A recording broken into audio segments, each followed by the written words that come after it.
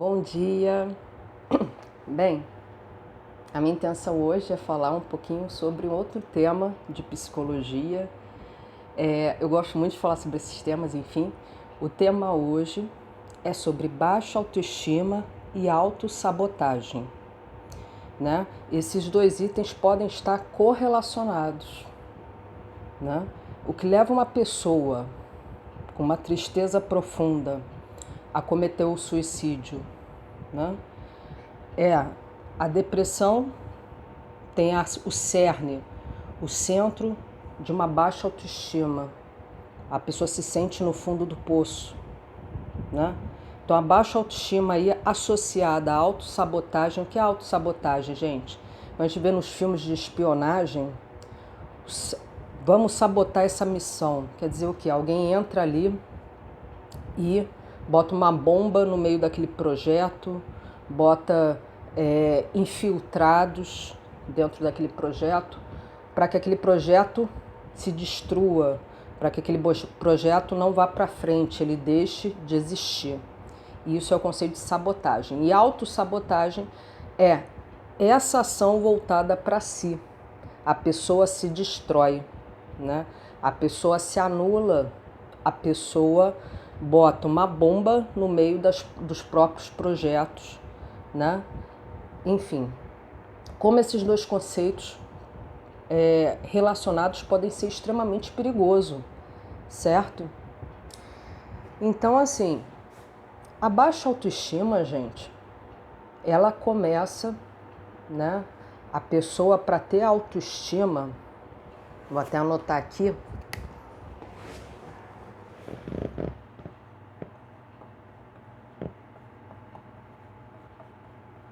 tá?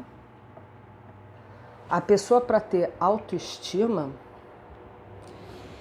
tudo começa na infância, né? O que é autoestima? É o amor próprio, é a pessoa saber o próprio valor, indiferente do que os outros acham. É uma pessoa que acredita em si, é uma pessoa que tem confiança em seu potencial. A autoestima, ela faz a pessoa ter força, faz a pessoa ter esperança, faz a pessoa acreditar que pode alcançar alguma coisa. E a autoestima, ela é gerada no psicológico desde a infância, né?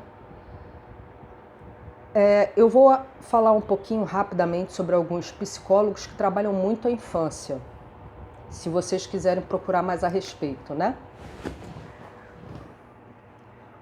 Winnicott. Como é muito tempo que eu não escrevo esses nomes, eu posso errar algumas sílabas, né? Porque eles são nomes estrangeiros, então me perdoem, mas é o Winnicott, né? Há muito tempo que eu não escrevo.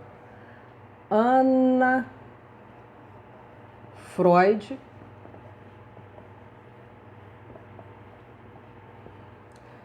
Melanie Klein.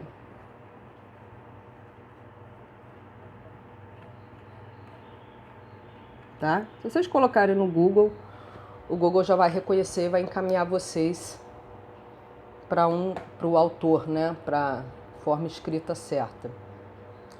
Esses três aqui que eu estou mostrando para vocês, Winnicott, Anna Freud e Melanie Klein, eles trabalhavam muito o desenvolvimento infantil, a importância do desenvolvimento infantil sadio, correto, né, na ótica deles, o ideal, né, não vou nem dizer correto, o desenvolvimento infantil ideal.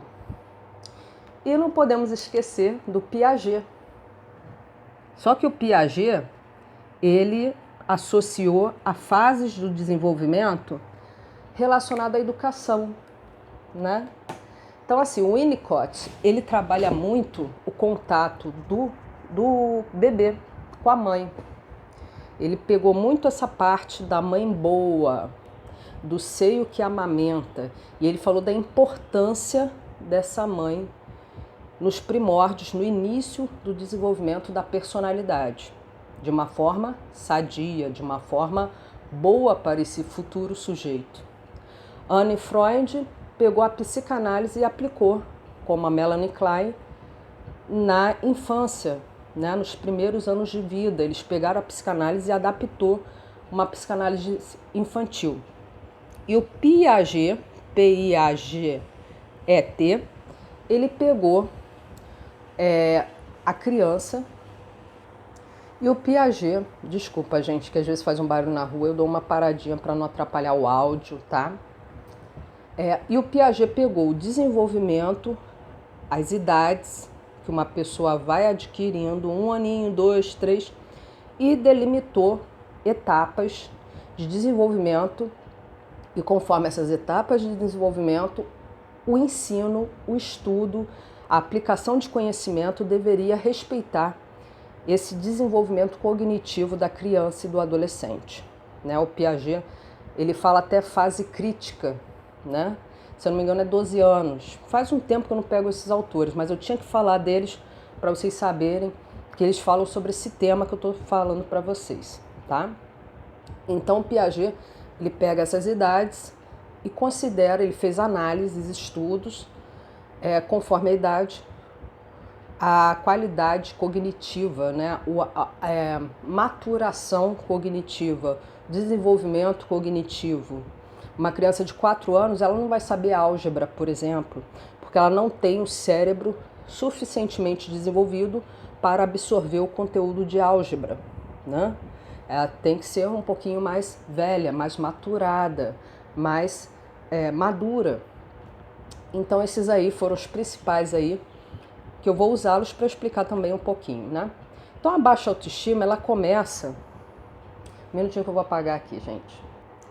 A baixa autoestima, não só ela, mas a autoestima, né?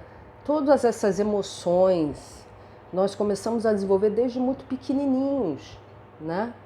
O Reich, Wilhelm Reich, que é um psicanalista, o sobrenome dele é R-E-I-C-H, ele fala que é na infância que a gente começa a desenvolver nossas coraças, que a gente começa a desenvolver nossos travamentos, nossos mecanismos de defesa que blecam essa infância espontânea.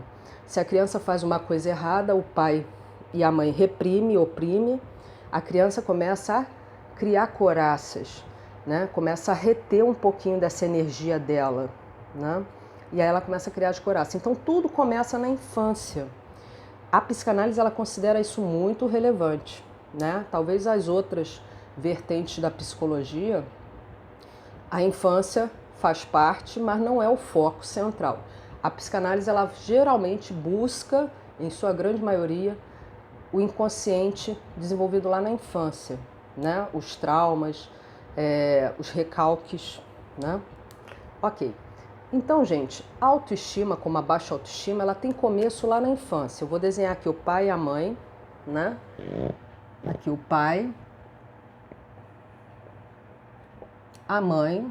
Eu não vou botar a mãe de saia ou de cabelo comprido, porque hoje em dia a gente sabe que não é bem assim, né? Às vezes, e se o pai for escocês e gosta de usar de vez em quando, né, aquela saia deles que é cultural. E se a mãe tem cabelo curtinho? Então, vamos deixar assim, pai e mãe. Aí nasce o bebezinho, né? Bebê. O Winnicott, ele fala a importância da mãe quando ela amamenta esse bebê, que é a mãe boa. Eu vou desenhar alguma coisa aqui, espero que vocês entendam. Eu vou explicar o desenho, tá? Eu vou tentar desenhar uma mãe amamentando o bebê, né? Ou eu vou representar, é melhor representar, vamos representar. O Winnicott, ele fala que o processo de amamentação não é só alimentar fisicamente a criança. O primeiro contato que a criança tem, que o bebezinho tem com o mundo, o primeiro contato social que ele tem é com os pais, né? Então, ele começa a formar a construção do psicológico dele. Vamos imaginar o psicológico como se fosse uma casa, né? A casa, antes de ser levantada, ela tem que ter um fundamento, ela tem que ter uma base, né? Vou desenhar a casa aqui, ó. Essa aqui é a base da casa. Vamos dizer que ela tá num terreno, né? Mas ela vai ser construída aqui, tá? Nesse meio. Então essa aqui é a base da casa. É onde vão ser feitas as fundações para depois levantar as paredes, os pilares, né? E as paredes. Então, esse primeiro contato com os pais gera essa base psicológica. É a partir dessa base que o sujeito vai pegar a matéria-prima para construir a sua personalidade. Então o Winnicott ele fala da mãe boa. Eu vou representar mais ou menos. A mãe, quando amamenta, pena que eu não tenho nenhuma boneca grande, né? Só tenho Barbie, né? Se vocês verem aí embaixo, eu tenho Barbie. Deixa eu ver aqui um minutinho, gente. Vamos fazer de conta que esse aqui é o meu bebezinho, tá enrolado, né? Imagina uma carinha aqui, tá? Eu tô nanando, ele quer mamar, ele quer... Aí eu não vou, né? Só representando, tá, gente? Aí coloco ele, ajeito ele, a cabecinha dele aqui e dou o peito pra ele, o seio, né? E nisso que eu tô amamentando, eu tô acariciando. Eu estou falando palavras gentis, eu estou mantendo o contato visual, né? O sorriso, né? Essa é a mãe boa para o Winnicott, essa mãe que ama, que acolhe, né? Porque o bebê, o primeiro contato com o sentimento, ele vai ter muito através da mãe, porque a mãe tem que amamentar, né? Geralmente é a mãe que troca a fralda, isso é até cultural, né? Infelizmente. Eu acho que tinha que haver uma participação dos dois, mas geralmente é a mãe, né? Mas o Winnicott fala que mesmo sendo ela predominantemente ou não, é importante nessa fase da amamentação ela manter esse vínculo com o bebê, né? Então vou representar mais uma vez, vamos lá. Então é assim, ó, né? E o bebê tá lá mamando, ela, isso, meu filho, né? Isso aí, isso, bom menino. Ó o contato. Aí o bebê, aqui, ele olha na cara da mãe. E aí o Winnicott fala que a mãe boa, ela permite que o bebê se veja, olha que bonito isso, né? Ela permite que o bebê se veja nos olhos dela, né? E não é um olhar raivoso, é um olhar de acolhimento, de amor. É até emocionante. Eu acho linda a psicologia, eu me apaixono. Então, gente, meu bebê saiu andando aqui. Então, gente, o Winnicott ele fala da importância desse primeiro contato, né? Porque é nesse acolhimento... Ô, bebezinho, não vem andando não, ainda preciso de você. É nesse primeiro contato que ele vai sentir que é amado e vai sentir o contato com amor, com carinho. Porque o que é o bebê, gente? O bebê, ele é apenas instinto. Ele não tem muita razão. O cérebro dele é muito pequenininho ainda. Então, para ele, a vida dele se resume ao quê? A sentir dor, né? Através quando quer fazer cocô, xixi, ou tem fome, a barriga dói, né? Quando ele tá cagando, o intestinozinho dá aquela cólicazinha, então ele chora. Então, a vida do bebê é o quê? É instintiva, né? É fisiológica, praticamente. Então, é o quê? Evacuar, mijar e se alimentar, né? Então, quando ele sente dor, né? Por de fome, a barriguinha tá doendo e tá... né? E a mãe vem, calma, meu filho, eu vou te dar a sua mamadeira, o seu seio, né? Até mamadeira mesmo dá. Mas esse contato visual para o Winnicott é muito importante, né? A mãe, né? Manter aquele carinho com a criança, né? E aí ela aprende que a vida tem dor, mas também tem alívio. Tem dor, mas também tem prazer. Tem dor, mas também tem amor. Quando o que acontece? Quando o bebê, ele nasce e tem aquelas mães que não se importam muito, dão de mamar e fica no telefone. Ah, fulano, o ciclano, o beltrano. Pô, resolve isso aí. Vai, Pô, tu não faz nada, não sei o quê. E a criança lá, pega a criança de qualquer jeito. Vai, meu filho, vem. Né? Não tem contato visual, não se resguarda para esse momento com o filho, né? E diz que isso pode causar uma base psicológica precária, não tão lisinha. Essa base vai ter alguns buraquinhos, alguns relevos. E o que acontece quando a gente não tem um terreno plano? A casa fica meio torta, a casa não fica do jeito que a gente planeja, né? Pode ter futuramente fissuras, né? Então o Winnicott ele fala da importância dessa mãe presente, tá? A Klein já pega a etapa a partir da infância, do bebê, já é a criança em si, né? 6, 7, 8 anos ela começa a trabalhar. O Piaget também já pega essa parte mais amadurecida, né? Então assim, gente, é nesse contato inicial, volta aqui, bebê, vou botar o nome dele de Rogério, Rogerinho, volta aqui, né? É nesse contato inicial que começa a se formar o cerne, o básico das emoções e dos sentimentos, né? Na verdade, o bebê já começa a sentir alguma coisa na barriga da mãe, porque o bebê, quando ele está dentro da barriga da mãe, ele enxerga através dos olhos da mãe e dos sentimentos da mãe, né? A mãe, quando está emocionada, ela transmite essa mensagem para o filho, porque o filho é parte dela, né? Quando ele nasce, ele ainda tem essa ideia vaga de que ele é parte daquela mãe, ele ainda é parte dela. E com o tempo, conforme ele vai crescendo, que ele começa a perceber que ele é um indivíduo separado da mãe, que ele é uma pessoa e que a mãe é outra pessoa. Né? Mas esse vínculo nunca se rompe totalmente, tem uma ligação especial, né, da maioria das pessoas com sua mãe, certo? O Jung, ele trabalha os arquétipos. Nós temos o arquétipo básico de mãe. Qual é o arquétipo básico de mãe? Qual é o ideal de mãe que a gente tem? Aquela pessoa que acolhe, que é carinhosa, que é amorosa, que não nos julga, que nos protege, né? Que cuida da gente, que transmite amor. Ou seja, podemos usar até como exemplo disso a imagem da Virgem Maria, que é a mãe que daria vida pelo filho, certo? Então, imagina a imagem da Virgem Maria. Seria esse arquétipo de mãe, esse ideal de mãe. Quando a gente vê numa reportagem a mãe que ateou fogo nos filhos, a gente se choca. Por quê? Essa imagem realista se choca com o arquétipo que eu tenho de mãe, da Virgem Maria.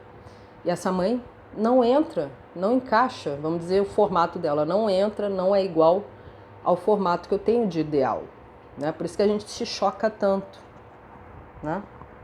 Então, quem trabalha muito esse arquétipo é o Jung, Jung. Mas voltando para o cerne, porque eu tenho que voltar, eu gosto de trazer para vocês informações e conhecimento, porque um assunto puxa outro, mas vamos focar aí no principal.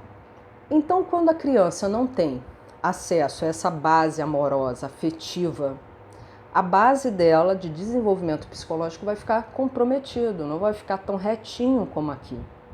Ela vai construir a casa dela, mas meio tortinha, né? Quando a mãe dá para babar, não estou criticando o age babá não, mas a mãe tem que se reservar um momento com seu filho. Isso é importante para o desenvolvimento dele, entendeu?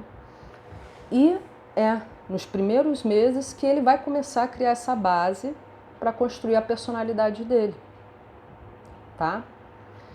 Lembrando que a criança, mesmo bebezinha, ela já apresenta traços de personalidade. Ela pode ter uma personalidade mais direcionada para agressividade, como para amabilidade, né? Isso é um traço de caráter. Mas devido ao ambiente em que ela vai crescer, a família que ela vai crescer, esses traços primários dela, que já nasceram com ela, é normal, gente. Tem criança que é mais agitada, tem criança que é mais agressiva, tem criança que é mais amorosa, tem criança que é mais carente.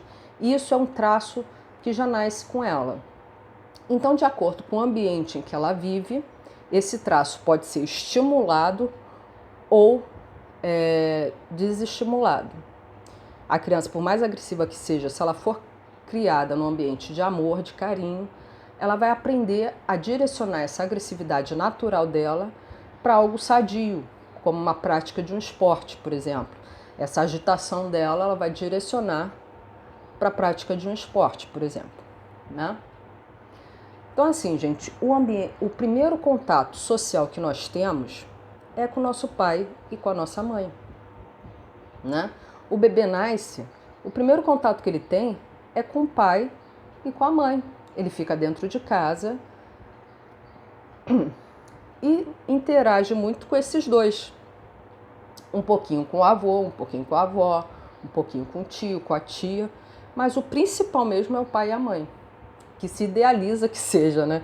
Porque a gente vê que em muitos casos não acontece assim, né? Às vezes é a avó que cria, enfim. Eu estou dizendo aqui, segundo a ideia ideal assim da psicologia, né? O ideal seria, né? Lembrando que esse papel de pai e de mãe pode ser desenvolvido por pais adotivos, pode ser desenvolvido por duas pessoas do mesmo gênero, né? Isso é um tabu, Flávio, que você está afirmando. O principal que a criança tem que ter é a ideia de... ela vai ter um parâmetro social de alguma forma, tá? Se for uma criança criada por dois pais, dois homens, ela vai pegar o parâmetro feminino no colégio, por exemplo, uma professora. Porque a criança ela precisa de parâmetros para desenvolver a própria personalidade. Com o tempo ela vai ver que ela tem vagina. Então eu sou igual à mamãe, né? Papai é diferente. O menino vai ver que tem salsichinha, tem pênis. Então ele vai, eu sou igual ao papai. E qual é o arquétipo de mãe e de pai? De mãe, como eu falei, a Virgem Maria, aquela pessoa acolhedora, tal. O que as meninas ganham quando são pequenininhas? Boneca, para cuidar da boneca, né? Casinha, né? Coisas associadas à maternidade, porque a gente tem esse arquétipo de mãe, de Maria, a mãe boa.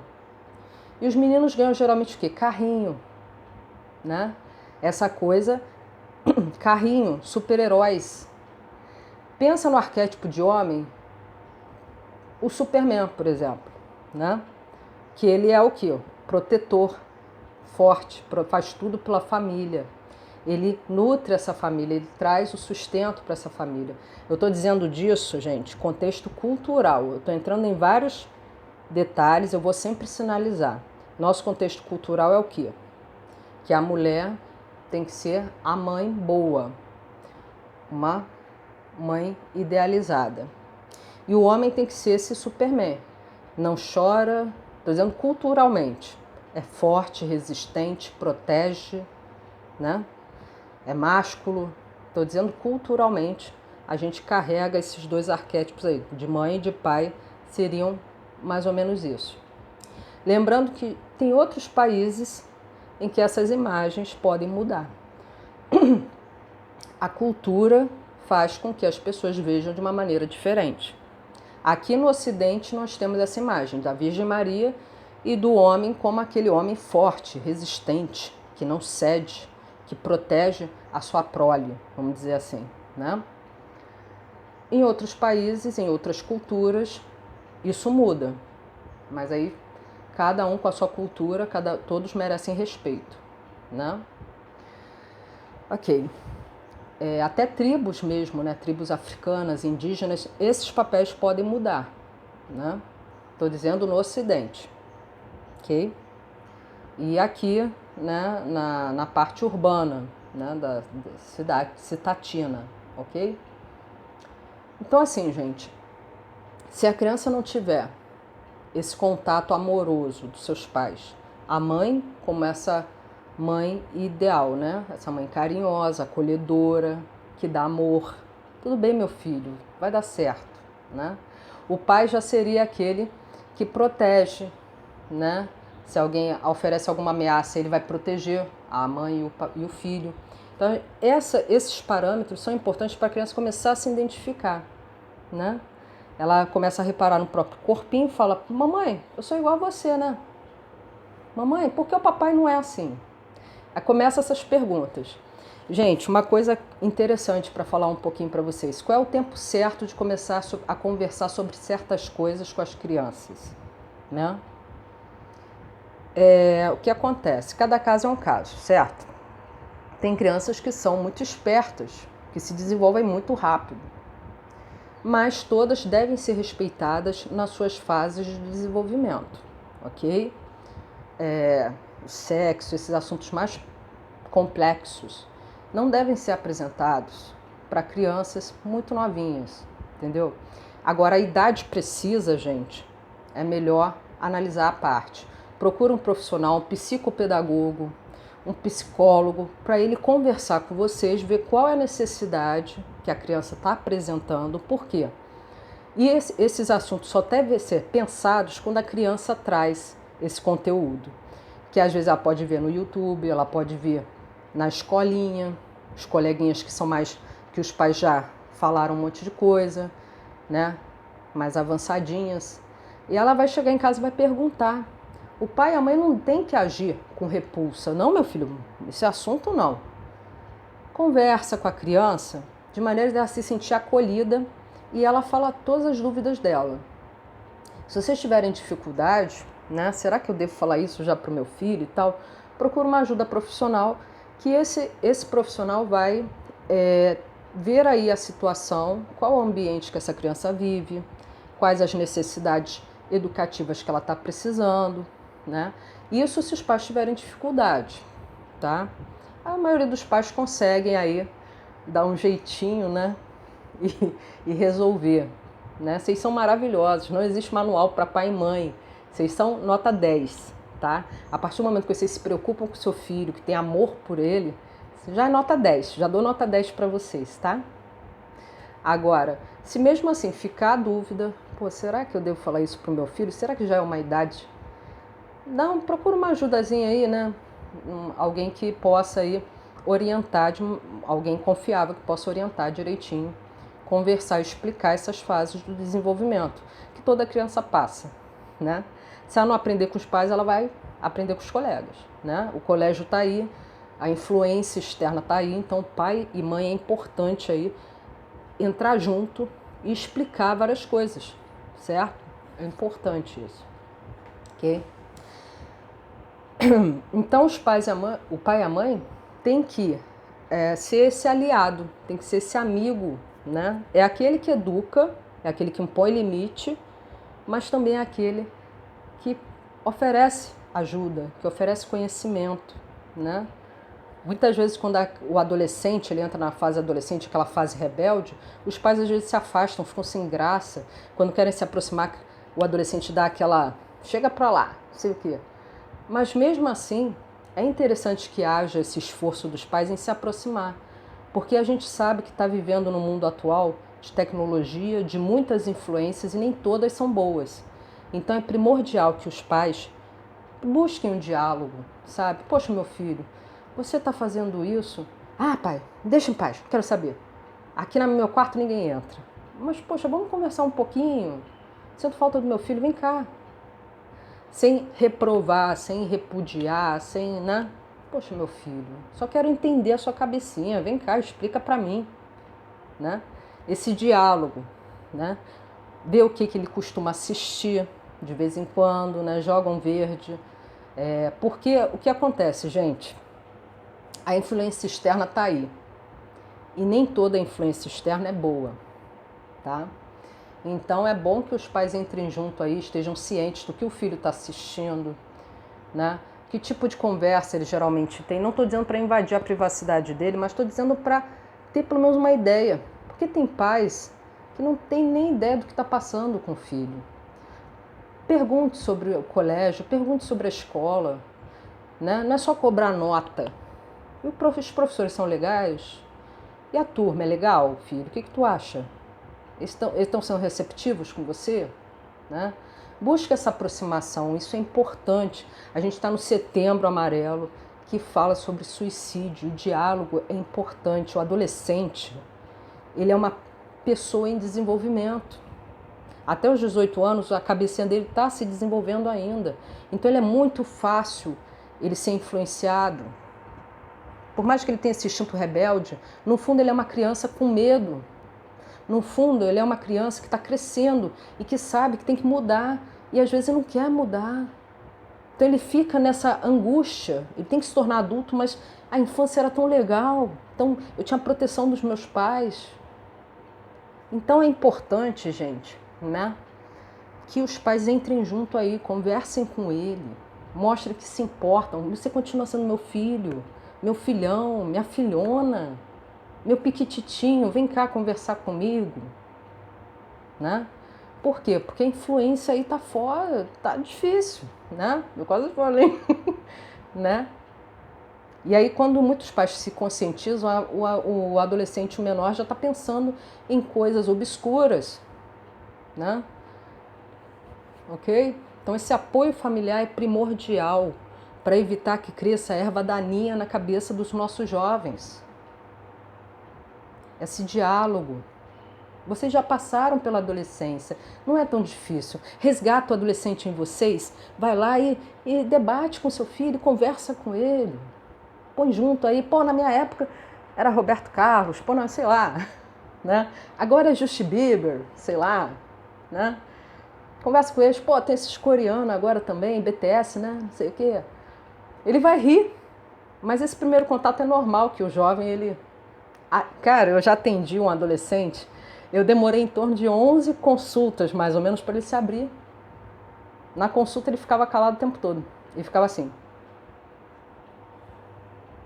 E eu olhando pra cara dele. Aí ele. Aí eu. Aí ele. Acabava aquela hora, ele ia embora. Na consulta número 11, que ele começou a se abrir. Então é difícil, é um pouquinho complicado. Mas vale a pena. Quando eles se abrem, vocês percebem o quanto de ajuda que eles precisam, né? Aí ele começou a falar da mãe, da irmã. Cara, eu fiquei assim, eu falei, ih, conseguia, né?